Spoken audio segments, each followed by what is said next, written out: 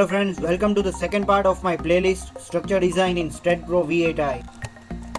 तो first part में हमने AutoCAD 2D प्लान के बारे में बात की थी जो कि अभी स्क्रीन पे डिस्प्ले है। That is 2D plan for a duplex house, जहाँ पे ग्राउंड फ्लोर, फर्स्ट फ्लोर और टेरेस प्लान का 2D प्लान हमने तैयार रखा था।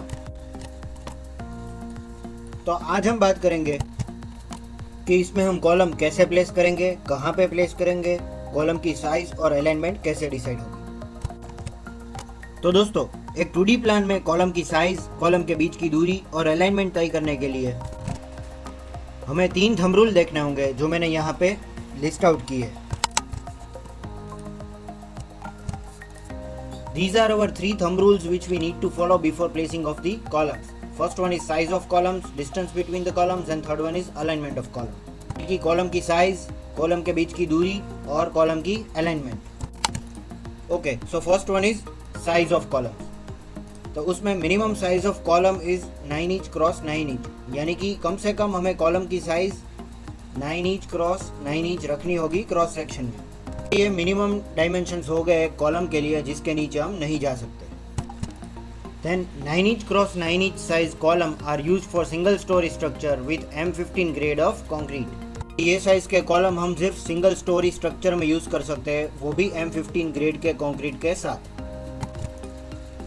In rare case, if 9 inch cross 9 inch size column is to be used for 1.5 story structure, then it is advised to use M20 grade of concrete। अगर हम ये size के column के साथ 1.5 स्टोरी स्ट्रक्चर बनाना चाहते हैं तो हमें M20 ग्रेड का कंक्रीट यूज करना होगा। But normally if we are constructing 1.5 story or higher structure, the minimum size of column should be 12 inch cross 9 inch and the minimum grade of concrete should be M15। ये आमतौर पे अगर हम 1.5 story या फिर उससे भी ऊंचा स्ट्रक्चर बनाना चाहते हैं तो हमारी कम से कम कॉलम की साइज चाहिए होगी 12 इंच क्रॉस 9 इंच और मिनिमम ग्रेड ऑफ कंक्रीट होगा हमारा M15। फिर आता है distance between the columns. Try to maintain equal distance between all the columns. हमें कोशिश करनी है कि सभी कॉलम्स के बीच इक्वल डिस्टेंस बना रहे।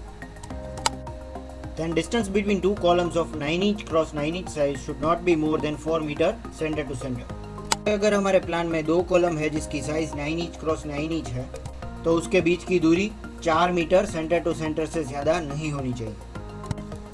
Then after we'll talk about alignment of column। तो हमारा सबसे पहला पॉइंट है rectangular grid is to be made for placing the columns. This is because mistakes can be avoided and easy layout of beams. हमें column एक rectangular grid में place करने चाहिए क्योंकि कॉलम प्लेस करने के बाद हमें बीम लेआउट करना है उसके ऊपर, तो वो इजीली लेआउट हो सके।